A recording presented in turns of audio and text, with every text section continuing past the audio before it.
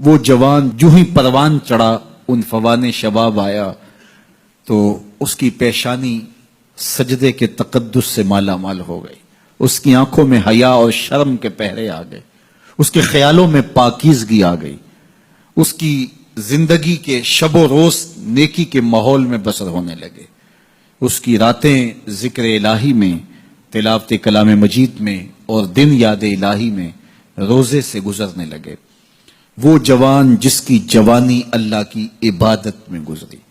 کیونکہ جوانی اگر عبادت میں گزر گئی تو بڑھاپا تو پر نور ہے ہی ہے۔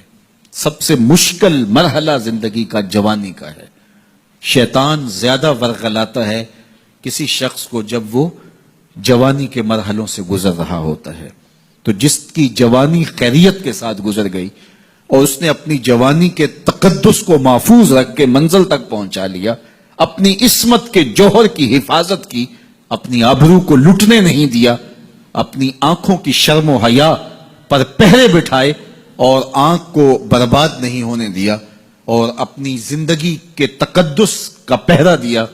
تو جو جوان اپنی جوانی کو خیریت کے ساتھ گزار گیا۔ کسی نے کہا تھا نا، کتاب زیست کا ایک اور باب ختم ہوا، شباب ختم ہوا، ایک عذاب ختم ہوا۔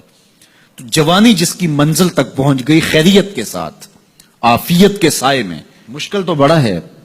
جوانی کو منزل تک لے جانا، خیریت کے ساتھ، داغدار نہ ہونے دینا،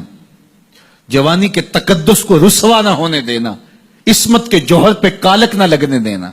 خواہشات کو غالب نہ آنے دینا۔ آسان کام تو نہیں ہے، مشکل کام ہے، لیکن اگر کوئی مشکل کاٹ گیا، جوانی کے تھوڑے سے ایام میں گزار گیا، اللہ اکبر۔ حضرت شیخ ختلی کہتے ہیں،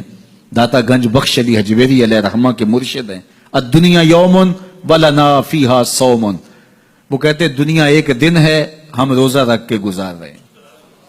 تو روزہ رکھ کے سارا دن گزر ہی جاتا ہے، دوپہر بھی آتی ہے گزر جاتی ہے،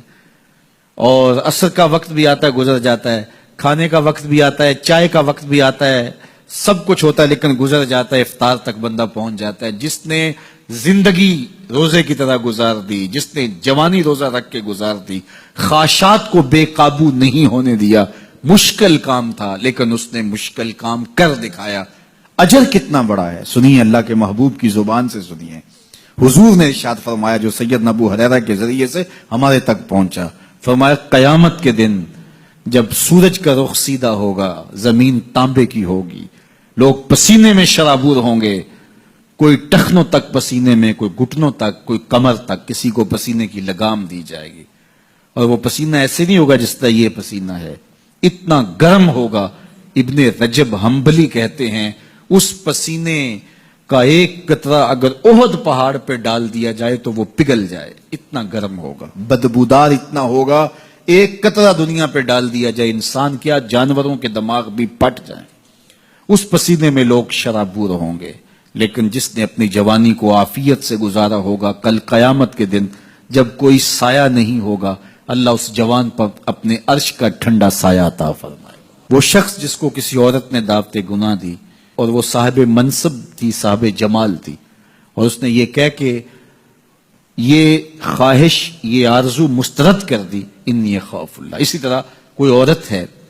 تو اس نے اپنے تقدس کی حفاظت کی، اپنی آبرو پہ پہرا دیا اور کسی پیشکش کو ٹھکرا دیا، تو فرمایا قیامت کے دن جب کوئی سایہ نہیں ہوگا، اللہ اسے بھی اپنے عرش کا ٹھنڈا سایہ دے گا۔ کیسا سخت دن ہوگا، اور وہ کس اعزاز میں ہوگا، کس تکریم میں ہوگا۔ یہ تو 4 دن 10-20 سال ہیں، اور وہ 50,000 سال کا ایک دن، پھر اس کو اللہ کا شکر ادا کرنا